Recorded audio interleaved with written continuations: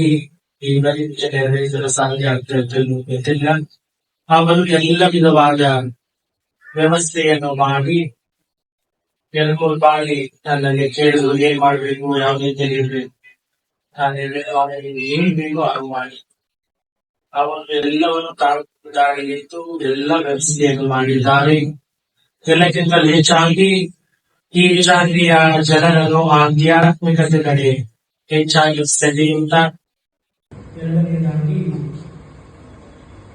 ಈ ಗುರುಗಳನ್ನು ಅವರೇ ಖುದ್ದಾಗಿ ಕರೆಸಿದ್ದು ಹಾಗೆ. ಯಾಕೆಂದರೆ ನಾನು ಈಗಾಗಲೇ ಗುರುಗಳನ್ನು ಕರೆದಿದ್ದೆ.